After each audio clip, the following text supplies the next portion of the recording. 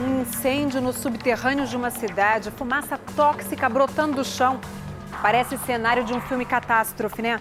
Mas é a realidade há mais de 50 anos de um lugar nos Estados Unidos que virou praticamente uma cidade fantasma. Esta cidade tem apenas 6 casas, todas sem vizinhos por perto. As ruas desertas, algumas delas já tomadas pelo mato. Raramente um morador é visto por aqui e quando encontramos um, ele pede para não ser gravado. O prédio da prefeitura está com as portas fechadas e o carro de bombeiros trancado na garagem há anos. Ironicamente, o maior sinal de que este lugar é ou já foi uma cidade está aqui, o cemitério.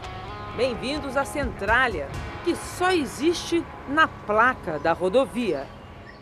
35 anos atrás, Centralia tinha cerca de 1.000 habitantes que levavam uma vida tranquila, pacata, típica de uma cidade pequena no interior dos Estados Unidos. Até que, de repente, andar pelas ruas ficou perigoso. Fendas como essa começaram a se abrir, trazendo muita fumaça.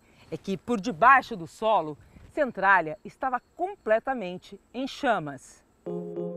Essas imagens da época mostram a fumaça saindo dos buracos que se abriam no solo. Gases nocivos à saúde se misturaram ao ar da cidade. Eram 2 os perigos: os gases causarem doenças e o fogo fazer o solo desmoronar. Para entender a história, temos que voltar no tempo.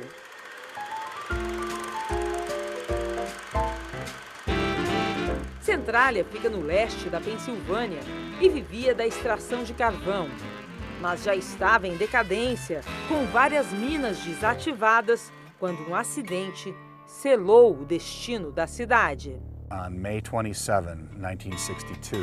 Em maio de 1962, os bombeiros colocaram fogo no aterro sanitário para limpá-lo um pouco antes do feriado pelos mortos em guerras, o Memorial Day. Eles só tocaram fogo para se livrar do excesso de papéis, mas ele se espalhou através de um buraco que havia no aterro e atingiu as minas de carvão abandonadas debaixo da cidade. O carvão mineral é um combustível e, uma vez ateado o fogo, é muito difícil apagar. Resultado: o subterrâneo de Centralia está em chamas há 53 anos. Debaixo da cidade, há um grande depósito de carvão em chamas. No início dos anos 80, o Fantástico esteve em Centralia e mostrou que o solo ficava tão quente que dava para fritar um ovo. Com medo de andar nas ruas, as pessoas passavam a maior parte do tempo trancadas dentro de casa. Centralia se transformava aos poucos em uma cidade fantasma. O governo instalou medidores de gás dentro das casas. Quando a contaminação chegava a níveis perigosos, os moradores tinham que sair. Várias casas foram condenadas e demolidas. Na época, estimava-se que Centralia estava em cima de bilhões de dólares em carvão. E hoje, eu pergunto? Um engenheiro do estado me disse que deve ter cerca de 50 milhões de toneladas de carvão embaixo de Centralia e que provavelmente só 5 milhões poderiam ser recuperadas e vendidas, o equivalente a quase 400 milhões de dólares. Então não é pouco dinheiro, mas para retirar esse carvão custaria muito caro.